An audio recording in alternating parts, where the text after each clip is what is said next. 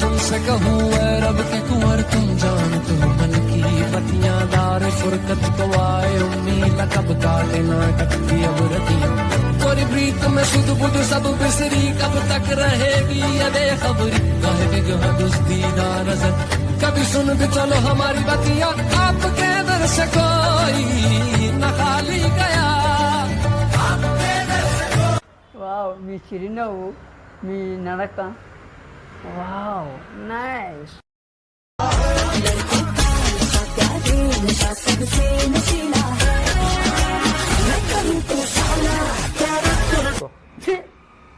ఎందుకురా నీకు ఏసి బతుకు చి ఎందుకురా నువ్వు బతుకుతావు చి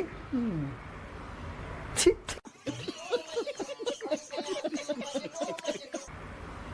చి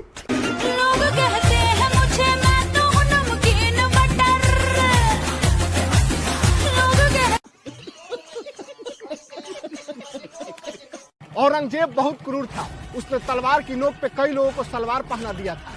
क्रूरता की सारी सीमाएं पार कर दिया था। तो ही कह रहे भैया, औरंगजेब का तो भारत से नामो निशान मिटा देना चाहिए। उसके कब्र पर लैट्रिन का सीट बैठा देना चाहिए ताकि लोग सुबह शाम पेशाब और पैखाना कर सके। औरंगजेब का कब्र खोदने से भारत को क्या फायदा हो जाएगा? भारत के जीडीपी में कितना उछाल आ जाएगा? क्या उससे भारत की गरीबी और भुखमरी दूर हो जाएगी या फिर युवाओं को रोजगार मिल जाएगा? रोजगार? भारत के 80 करोड़ हिंदू 5-5 रुपए देकर एक टाइम पेशाब कर देंगे तो पेशाब घर से 400 करोड़ आ जाएगा। oh, no. भैया 80 करोड़ नहीं 100 करोड़ हिंदू है ना भाई, इसके जैसा 10-20 करोड़ लिबरांडू है।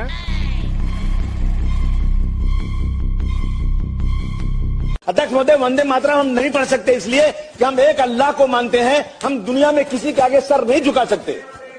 ये हमारा माँ के सामने भी सर नहीं झुकाते। अध्यक्ष महोदय, वंदे मातरम म्हणायचं नाहीये, औरंगजेब तुम्हारा बाप आहे म्हणणाऱ्या घोषणा द्यायच्या आणि राज्याचं वातावरण खराब करायचं. अध्यक्ष महोदय, आता ते निघून जाणं पाकिस्तान मध्ये कशाला राहता इथे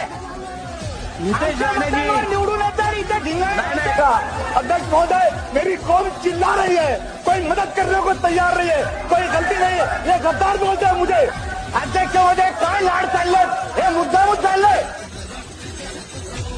हिंदू समाज दोषी नहीं है। हिंदू समाज के पास कोई नेतृत्व नहीं है। There is no Hindu leadership.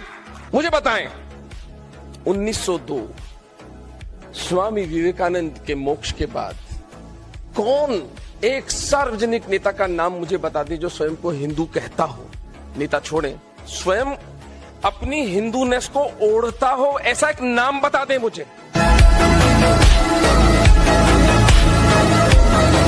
हमें पति राम जैसा नहीं कि हमें पति राम जैसा नहीं रावण जैसा चाहिए, क्योंकि प्रत्येक महिलाएं भी सुरक्षित रह सकें।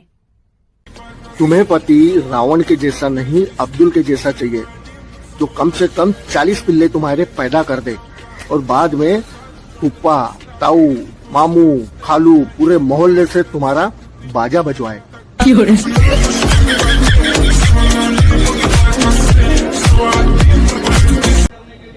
जी मैं कुछ बोलना नहीं चाहूंगा, लेकिन फिर भी अस्सलाम वालेकुम सबको। ठीक है। ये पोस्टर क्या है? ये एक मतलब सबको पता है क्या है, मैं बोलना आप पढ़ के बता दो। नहीं पता है सबको, वो आपको भी पता है। अबे साले, आप पढ़ के तो बता दो। अच्छा पढ़ के क्या?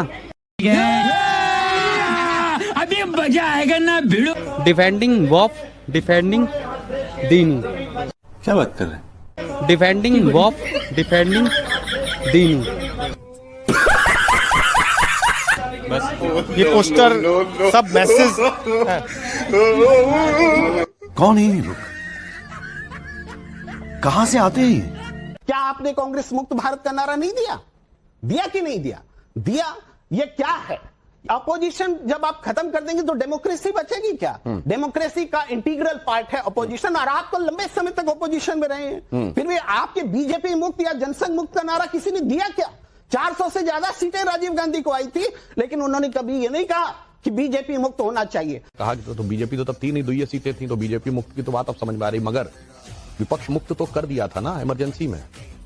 सिर्फ सदन से बाहर नहीं किया था, सारा विपक्ष जेल में था, और उसके बाद संविधान के बड़े से बड़े परिवर्तन कर दिए थे. और इतना ही नहीं, जब यूपीए 1 और 2 सरकार थी तो ये हिंदू आतंकवाद की फर्जी थ्योरी गढ़ी गई थी कि नहीं? इस सारे हिंदुओं को आतंकवादी सिद्ध कर दो।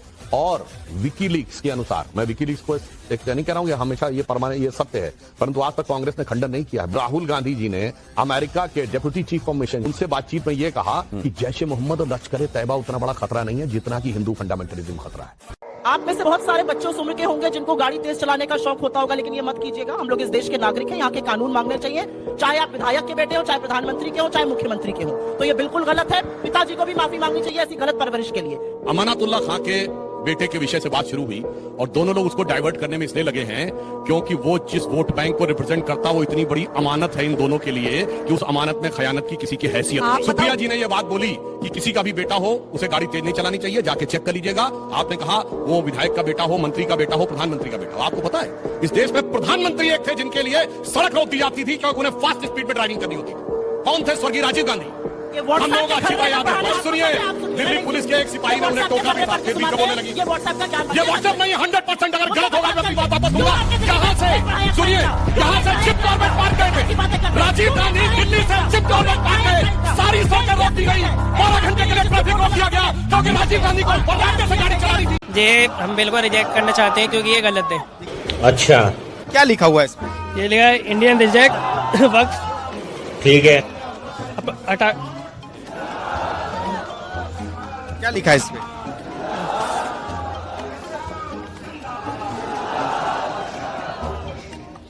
आपको इसे पढ़ना आ नहीं रहा है, आप इसे लेके खड़े हुए हैं। जी कुछ नहीं, अभी कुछ नहीं बोलना, कुछ नहीं बोलना जी। बोलने के लिए मना किया गया, लेकिन कहना क्या चाहते हैं? संदेश क्या है? संदेश क्या है? क्या है पोस्टर में? कुछ नहीं। क्या लिखा है पोस्टर में? वहाँ बोला जा रहा है, आप समझ। ये हालात है। पढ़ के बता दीजिए भैया, आप पढ़ लो क्या लिखा हुआ आपको पता। आप पोस्टर लेके खड़े नहीं पढ़ भाई आप पढ़ो ना भैया, आपको पता है। नहीं पढ़ पा रहे? ये तस्वीरें हैं जंतर मंतर की। ये एक मतलब सबको पता है क्या है, मैं बोलना पढ़ के बता दो। नहीं पता है सबको, वो आपको भी पता है। आप पढ़ के तो बता दो। अच्छा पढ़ के क्या? डिफेंडिंग वॉफ डिफेंडिंग दीन बस। भाईचारे से रह रहे हैं आप इतने सालों से, और ये दुकान खोलने की इनको क्या जरूरत थी? कहीं के लिए लोगों की गाड़ी चलाना। अरे एक भी दुकान लाइन से यहाँ पे बुरहानपुर इतनी दुकान है, एक भी दुकान का कांच नहीं फूटा है। जो भी हमारे ऊपर, हम हिंदू लोग हैं, हमारे ऊपर ही सब चीजें हो रही है। और कब तक ये भाईचारे से? ये अगर हमारी दुकान पड़ेगी, हम तो पैसे कमाने के लिए बैठे ना, हमने थोड़ी लोग एक दुकान को कुछ किया है। ये आप लाइन से निकले, ये पूरे रेस्टोरेंट हमारे, वो वहां तक पूरा बोर्ड वगैरह पड़ा है। और ये पैसे की बात नहीं है, इज्जत की बात है ना। पैसे का क्या है? ये आज और थोड़ा टिकट इज्जत चली, पूरी इज्जत की बात है। जैसे आगे कोई भी बोलेगा ऐसा कब तक चलेगा? और यहाँ चीजें नहीं है, बोलेगा जाके घर में घुस के करेंगे तो फिर क्या डिमांड करेंगे? अभी तक तो यही कर रहे हैं हम लोग, शांति कर रहे थे थोड़ी देर की, घर में होती है, एक दूसरे को समझाते हैं कि जहां भी आप काफिरों को पाओ वहां उनका कत्ल करो। और जब आप कुरान मजीद खोलेंगे और देखेंगे सूरह तौबा सूरा नंबर 9 आयत नंबर 5, उसमें बराबर यही लिखा है कि जहां भी आप काफिरों को पाओ वहां उनका कत्ल करो।